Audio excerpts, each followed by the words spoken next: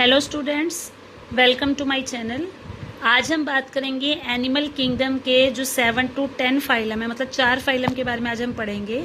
तो 7th phylum is arthropoda. Arthropoda phylum आपको examples की फॉर्म में अगर आप देखो तो सबसे ज़्यादा इजी लगेगा, क्योंकि इसमें जितने भी इंसेक्ट्स आप अपने आसपास देखते हो वो सारे इंक्लूडेड हैं। चाहे आप उसमें बात करो हाउस फ्लाई की, चाहे मॉस्किटो है, चाहे ग्रास होपर है, चाहे बटरफ्लाई है, सिल्क वॉर्म है, मतलब जितने भी आप अपने आसपास कीड़े मकोड़े देखते हो वो सारे इसी फाइलम में आते हैं। That is why it is the largest phylum of animalia, सबसे ज्यादा बड़ा फाइलम है। आप ये कह सकते हो कि अर्थ पे जितनी भी स्पीशीज एग्जिस्ट करती हैं उनमें से लगभग 2/3 जो स्पीशीज हैं वो आर्थ्रोपोडा में ही आती हैं। Organ system of level organisation इनमें पाया जाता है। बायोलेटरली सिमेट्रिकल बॉडी होती है, यानी कि आप एग्जैक्टली लेफ्ट एंड राइट में डिवाइड कर सकते हो। Body is made up of 3 germ layers, segmented होती है, एंड सिलोमेट, यानी कि इनमें बॉडी कैविटी प्रेजेंट होती है।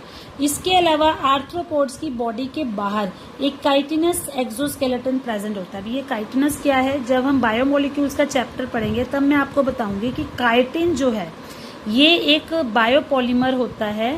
बायोपॉलीमर कहने का मतलब है कि इट इज अ पॉलीसेकेराइड जिसमें कि हम बहुत सारे मोनोमर्स को जोड़कर बनाते हैं काइटिन। जैसे आपने देखा होगा कॉकरोच, आपने सबने देखा होगा कॉकरोच के बाहर की जो कवरिंग है जो थोड़ी सख्त सी होती है वो होती है काइटिन। तो इनकी जनरली जो एक्सोस्केलेटन यानी कि बॉडी के बाहर काइटिन की कवरिंग पाई जाती है। इसके अलावा इनकी बॉडी में एक तो हेड रीजन होता है, जैसे आप यहाँ देख सकते हैं, एक थोरैक्स यानी कि गले का रीजन होता है, और एक इनका एब्डोमेन पेट होता है। आर्थ्रोपोडा नाम इनका इसलिए पड़ा है बिकॉज आर्थ्रो का मतलब होता है जॉइंट यानी कि जुड़ा हुआ, और अपेंडेजिस का मतलब होता है हाथ पांव। तो इनके जो हाथ पांव है वो आपस में कनेक्टेड होते हैं, जुड़े रहते हैं, इसलिए इनको आर्थ्रोपोडा बोला जाता है। ये इनका एक करेक्टरिस्टिक फीचर है। ये गिल्स के थ्रू भी रेस्पायर कर सकते हैं, बुक गिल्स के थ्रू भी कर सकते हैं, बुक लंग्स के थ्रू भी कर सकते हैं, ट्रैकियल सिस्टम के थ्रू भी कर सकते हैं। मीन्स डिफरेंट इंसेक्ट्स में जो रेस्पिरेशन के ऑर्गन्स हैं they are different. Open type of circulatory system होता है, मीन्स इनके अंदर कोई कैपिलरीज, आर्टरीज, वेन्स नहीं होती, सिंपली ऐसे ही ब्लड फ्लो करता रहता है। ब्लड या जो भी इनके अंदर सर्कुलेटरी लिम्फ या फ्लूइड प्रेजेंट होगा। इसके अलावा इनमें एंटीना, आईज, स्टेटोसिस्ट और बैलेंसिंग ऑर्गन्स, मतलब सेंसरी ऑर्गन्स होते हैं, जैसे कि एंटीना एंड आईज। जैसे आपने देखा भी होगा जो कॉकरोच है उसके आगे आपने 2, ये जैसे बटरफ्लाई में देख सकते हो, या कॉकरोच में आपने देखा होगा आगे इस तरह से 2 पतले से हेयर लाइक स्ट्रक्चर्स दिखते हैं, वो होते हैं एंटीना, जिससे कि वो सेंस कर सकते हैं, स्मेल ले सकते हैं, या उनको अपने आसपास का पता लग जाता है कि कहाँ डायरेक्शन चेंज करनी है, कहाँ से कोई आ रहा है तो वो अपने डायरेक्शन को चेंज कर लेंगे, या कोई दीवार है तो उनको पता लग जाता है। इसके अलावा इनकी जो आईज है वो कंपाउंड भी हो सकती हैं, सिंपल भी हो सकती हैं। इनमें स्टेटोसिस्ट या बैलेंसिंग ऑर्गन्स पाए जाते हैं, जिसकी वजह से आपने देखा होगा ये दीवार पे भी चढ़ जाए तो भी ये गिरते नहीं है, इनका बैलेंस बना रहता है। मेलपीजियन ट्यूब्यूल्स इनमें पाई जाती है जिसके थ्रू ये एक्सक्रीशन करते हैं। डाइओसिस होते हैं, यानी कि मेल एंड फीमेल सेपरेट होते हैं। फर्टिलाइजेशन इंटरनल होती है, और ये ज्यादातर ओवीपेरस होते हैं। ओवीपेरस का मतलब होता है जो अंडे देते हैं। ओवी वर्ड बना है ओवा यानी कि अंडे से, तो ये मतलब सीधा बच्चे नहीं बनाते, ये अंडे देते हैं। और डेवलपमेंट डायरेक्ट भी हो सकती है, मतलब पहले लार्वा स्टेज आ भी सकती है, नहीं भी आ सकती। एग्जाम्पल्स इसके बहुत सारे हैं। जैसे इन्होंने क्या किया है, इन्होंने एग्जाम्पल्स को भी कैटेगरी में डिवाइड कर दिया। सबसे पहले उन इंसेक्ट्स के एग्जाम्पल दिए हैं जो हमारे लिए इकोनॉमिकली यानी कि आर्थिक रूप से पैसों के हिसाब से देखो तो हमारे लिए जो काम के हैं। जैसे हनी बी से आपको पता है शहद मिलता है, उसका बायोलॉजिकल नेम होता है एपिस। सिल्क वर्म से आपको पता है सिल्क मिलता है, बॉम्बिक्स मोरी। और लैसिफर लैक इंसेक्ट जिससे लाख बनाया जाता है, जिससे चूड़ियां वगैरह या कुछ और चीजें बनती हैं। इसी तरह से दूसरी कैटेगरी में इन्होंने उन इंसेक्ट्स को रखा है जो वेक्टर यानी कि जो किसी बीमारी के फैलाने के एजेंट बन जाते हैं। जैसे एनोफिलीज मच्छर आपको पता होगा जिससे मलेरिया होता है, क्यूलिक्स एंड एडिस जिससे कि जो आपकी बाकी बीमारियां जैसे जॉन्डिस वगैरह वो फैलते हैं। तो मतलब जो वेक्टर मतलब जो बीमारी को फैलाने वाले वाहक हैं, रोग वाहक हैं। ग्रिगेरियस पेस्ट लोकस, जैसे आजकल आपने देखा होगा न्यूज में बहुत ज्यादा आ रहा है टिड्डी दल, कि बहुत सारे टिड्डी दल आ रहे हैं जो आके खेतों में अटैक कर रहे हैं, तो that is locust. Gregarious paste का मतलब वही होता है कि जो आपकी फसलों को नुकसान पहुंचा सकते हैं। लिविंग फॉसिल होता है बेटा जीवाश्म, यानी कि जो ऑर्गेनिज्म बहुत सालों पहले मर चुके हैं जो अब लगभग लुप्त हो चुकी हैं, जिनके हमारे को आप कह सकते हो खुदाई करने पे कुछ कुछ अंग दिख रहे हैं। तो लीमुलस किंग क्रैब जो लिविंग फॉसिल, मतलब आप कह सकते हो एक फॉसिल है जो भी सर्वाइव कर रहा है, वो भी इसी कैटेगरी में आता है। इसके अलावा प्रोन्स हैं, बटरफ्लाई हैं, स्कॉर्पियंस हैं। ऐसा जरूरी नहीं है कि आपको भी इनको कैटेगरी वाइज ही याद करना है। अगर आप नॉर्मल भी एग्जाम्पल याद करोगे तो दैट इज सफिशिएंट, और इसके तो आप जितने मर्जी एग्जाम्पल्स चाहो आप कर सकते हो। इसके बाद जो 8th फाइलम आता है that is the phylum Mollusca. Arthropoda के बाद जो सेकंड सबसे बहुत बड़ा फाइलम है दैट इज मोलस्का। ये टेरेस्ट्रियल यानी कि पानी में भी रह सकते हैं, टेरेस्ट्रियल मीन्स लैंड पे भी रह सकते हैं, पानी में चाहिए मरीन समुद्र के पानी में भी रह सकते हैं, फ्रेश वाटर यानी कि तालाब के पानी में भी रह सकते हैं। Organ system of level of organisation present है, बायोलेटरली सिमेट्रिकल बॉडी है, ट्रिप्लोब्लास्टिक है, सिलोमेट है। इनकी खास पहचान ये होती है कि इनकी बॉडी के बाहर कैलकेरियस शेल मतलब कैल्शियम कार्बोनेट की बनी हुई शेल होती है, एक सख्त सी कैल्शियम कार्बोनेट जिसका नॉर्मली हमारे घर में मार्बल वगैरह लगा होता है, उसी मटेरियल की कैल्शियम कार्बोनेट की इनके बाहर एक शेल होती है जो काफी सख्त होती है, और वो शेल जनरली इनको इनके दुश्मनों से प्रोटेक्ट करती है। इसके अलावा इनमें कोई सेगमेंटेशन नहीं होता। इनमें हेड, फुट और विसरल हम्प, एक हेड रीजन होगा, फुट होगा यानी कि पैर होगा जो इसको उस जगह पे जोड़ने में मदद करेगा, और हम्प मतलब बीच वाला हिस्सा थोड़ा सा उठा हुआ होगा। इसके अलावा क्या होता है, इनके हम्प के ऊपर स्किन की एक सॉफ्ट और स्पॉन्जी लेयर प्रेजेंट होती है जो हम्प को प्रोटेक्ट करती है। हम्प और मेंटल के बीच का जो खाली जगह उसको मेंटल कैविटी बोलते हैं, जिसमें उनके गिल्स प्रेजेंट होते हैं। इसके अलावा ये जो गिल्स है ये रेस्पिरेशन में भी हेल्प करेंगे, एक्सक्रीशन में भी हेल्प करेंगे। इनके हेड रीजन में टेंटिकल्स होते हैं जो इनको सेंस करने में यानी कि आसपास क्या हो रहा है उसको महसूस करने में हेल्प करते हैं। इनके माउथ के अंदर एक रेस्पिंग ऑर्गन होता है रेडुला, जो इनको खाना खाने में हेल्प करता है।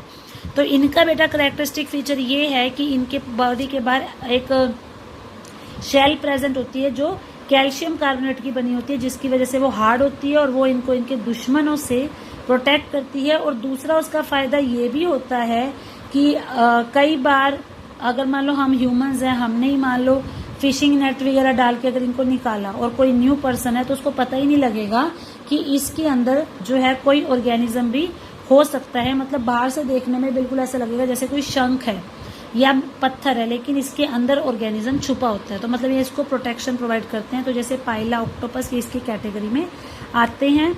और डाइओशियस है, मेल फीमेल सेपरेट हैं, ओवीपेरस हैं, अंडे देते हैं, इनडायरेक्ट डेवलपमेंट होती है, लार्वल स्टेज बनती है।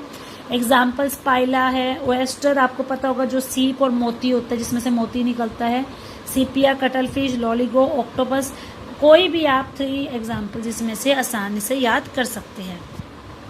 Then 9th phylum is echinodermata. यहाँ पर भी मैं आपको नाम से ही बता दूं, इकाइनो का मतलब होता है कांटा एंड डर्मेटा का मतलब होता है स्किन, यानी कि इनकी जो स्किन है, इनकी जो बॉडी है वो कांटेदार होती है, स्पाइनी बॉडीड होती है, इस वजह से इनका नाम है इकाइनोडर्मेटा।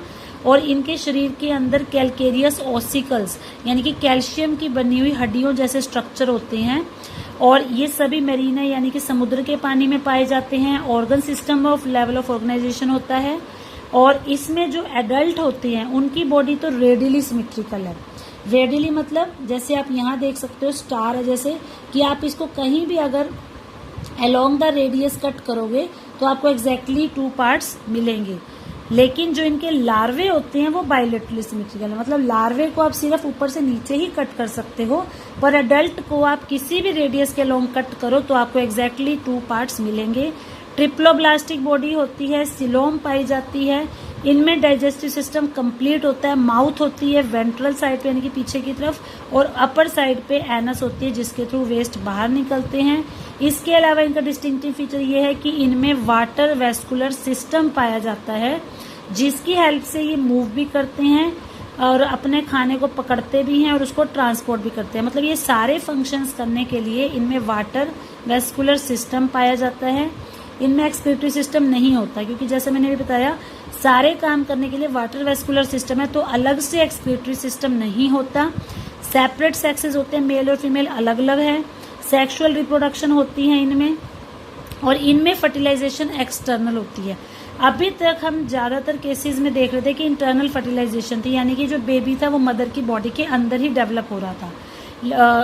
बेबी की डेवलपमेंट हो रही थी, या आप कह सकते हो कि जो मेल और फीमेल गैमीट्स हैं, जो उनकी बीच में निषेचन हो रहा था वो माँ के शरीर के अंदर हो रहा था, लेकिन इनके अंदर जो फर्टिलाइजेशन है वो बाहर होती है। मतलब दोनों ही मेल और फीमेल अपने गैमीट्स को, जो भी उनके अंडे या जो भी उनके शुक्राणु हैं, उनको पानी में ही छोड़ देते हैं, वहीं पर जाकर वो जुड़ते हैं। इनडायरेक्ट डेवलपमेंट होती है क्योंकि बीच में लार्वा भी बनता है। इसमें एग्जाम्पल आता है स्टारफिश, कुकुमेरिया जिसको सी कुकुम्बर भी बोलते हैं क्योंकि वो खीरे जैसा लगता है, एंटीडोन सी लिली, इसमें भी अगेन आप कोई भी 2-3 एग्जाम्पल्स कर सकते हैं। इसके बाद जो हम आज 10th फाइलम करेंगे दैट इज हेमीकॉर्डेटा। आपको पता होगा हेमी वर्ड जो है, जैसे हमने हेमीस्फेयर पढ़ा होगा, हेमी वर्ड हम जनरली आधे के लिए इस्तेमाल करते हैं। तो पहले हम इसको कॉर्डेटा ही मानते थे जो हम अगला फाइलम करेंगे, बट बाद में देखा गया कि ये कॉर्डेटा से डिफरेंट था, मतलब इसके अंदर प्रॉपरली नोटोकॉर्ड डेवलप नहीं हुई थी, तो इस वजह से इसको सेपरेट फाइलम बना दिया गया।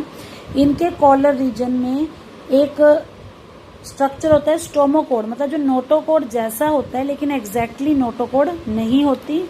इस फाइलम के अंदर वॉर्म लाइक मरीन एनिमल्स आते हैं, मतलब कीड़े से लगते हैं लेकिन होते वो मरीन है, पानी के अंदर रहते हैं।